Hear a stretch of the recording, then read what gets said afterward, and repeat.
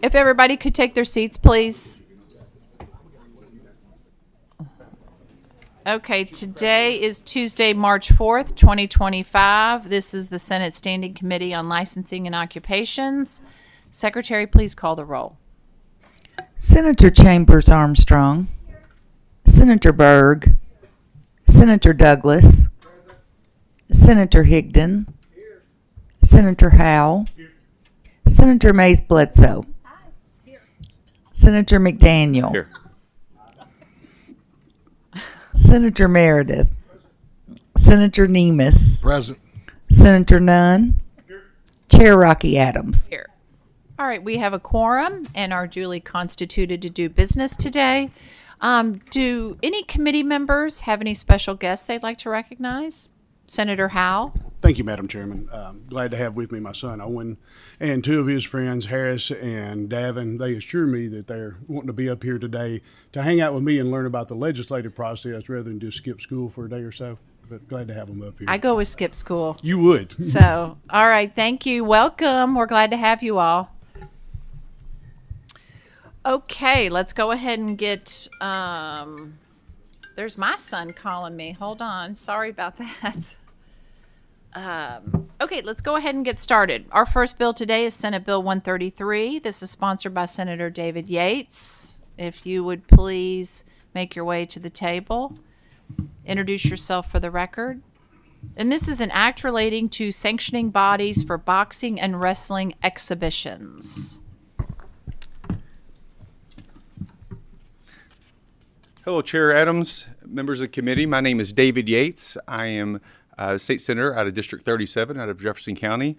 And we brought this bill forward. Public Protection Cabinet had brought to my attention looks like just a gap in the law. It's a very small wording change. But currently right now, our boxing clubs for our young men and even wrestling clubs, if they're not underneath the school, they fall kind of in a gray zone as it relates to amateur bouts. And we needed a very small word change as relate to and otherwise define exposition.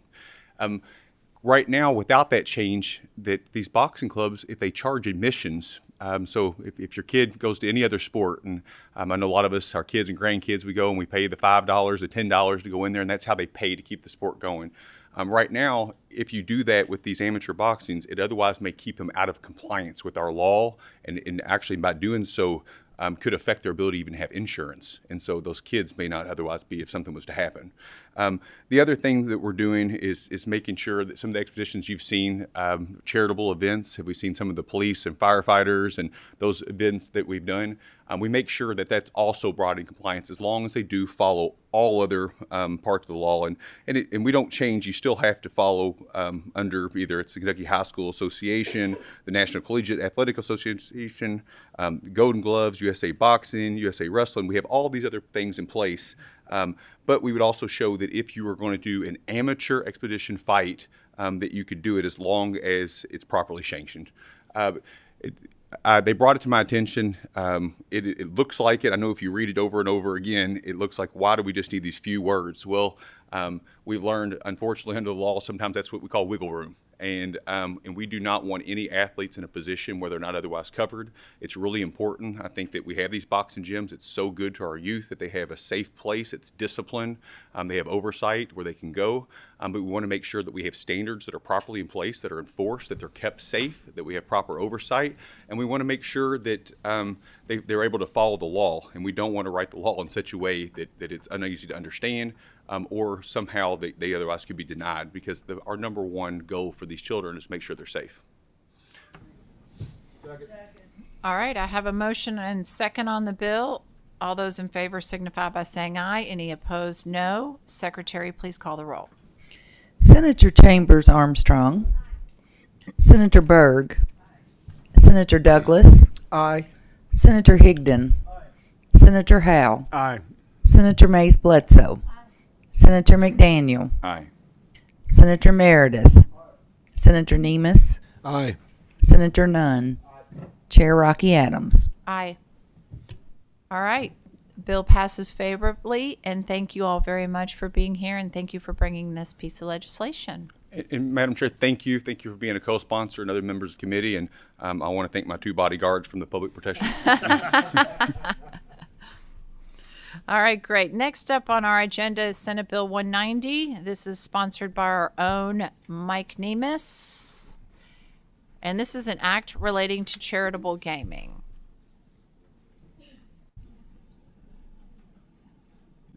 So are you a one-man show today? I am. All right, excellent. Please introduce yourself for the record. I'm Senator Mike Nemes from Bullock County, Senate District 38. Please proceed. Thank you, Madam Chair and committee.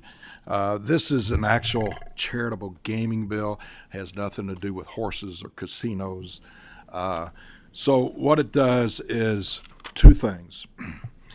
If you have a cheerleading group or a small football team or whatever, and you want to have 3 bingos, 3 sessions a week at your local charitable gaming bingo hall. Instead of 2, you can do it. We're changing it from 2 to 3.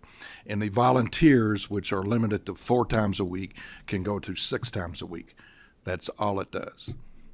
All right, do we have any questions from any members? Senator Berg? Thank you, Senator Nemes, and thank you, Madam Chair. Why do we limit the volunteers at all? I don't know.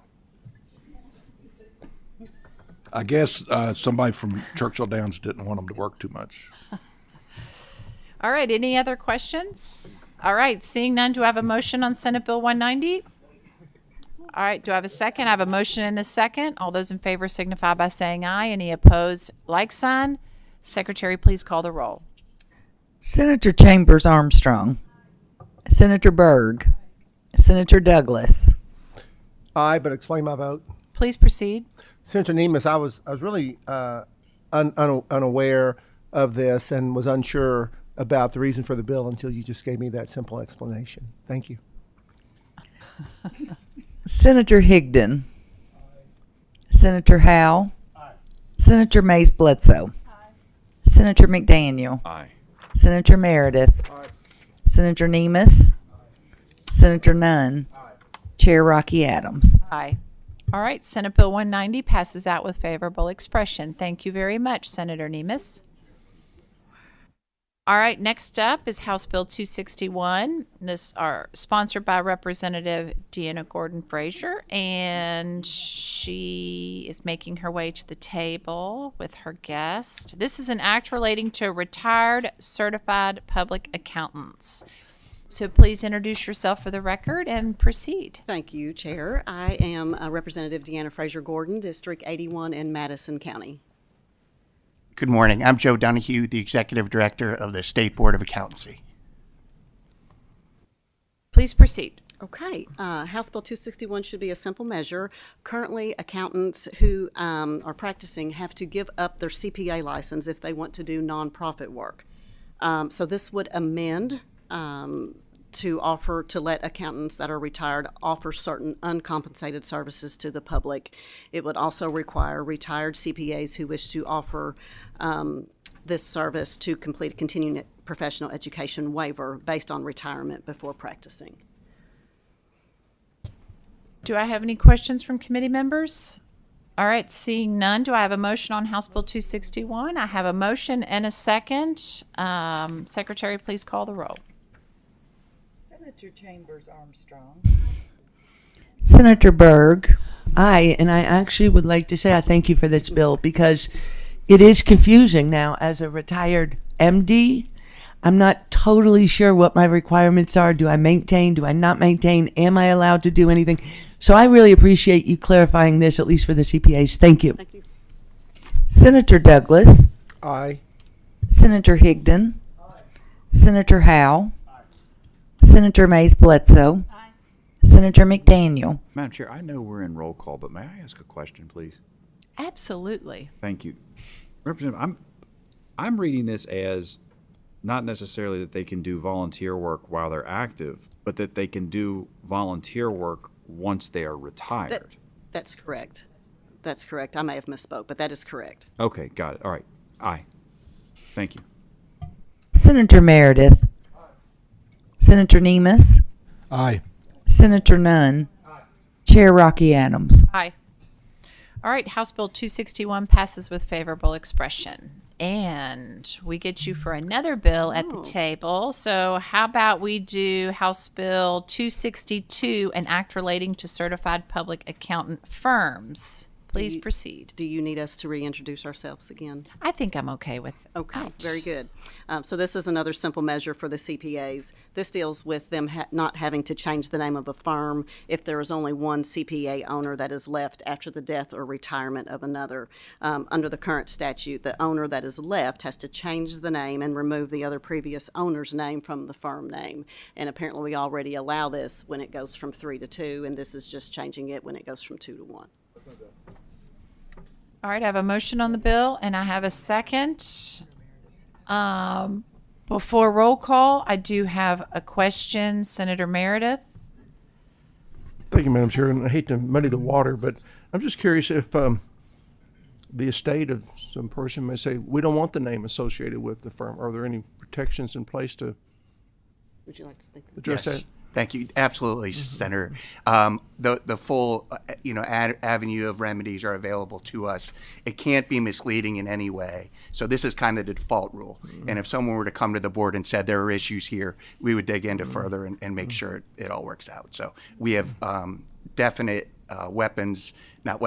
mechanisms to go after folks if there's any danger to the public. Sounds like weapons to me. But is there an extended period for this? I mean, because a firm maybe can be engaged in some illegal activity and they get caught up in it, and they decide 5 years after the fact that we don't want our family member to be associated with this name, to be associated with that. So does that extend to that period? I mean, we would go after it as soon as we saw it, Senator. So there's no time limit in terms of enforcement or the protections we could try to enforce. But yeah, I mean, we would obviously pursue it as soon as it's brought to our attention. Well, just as long as we don't weaponize it, okay? Okay, fair enough. Thank you, Madam Chair. Sure. Senator Douglas? Thank you, Madam Chair. My question, pretty simple.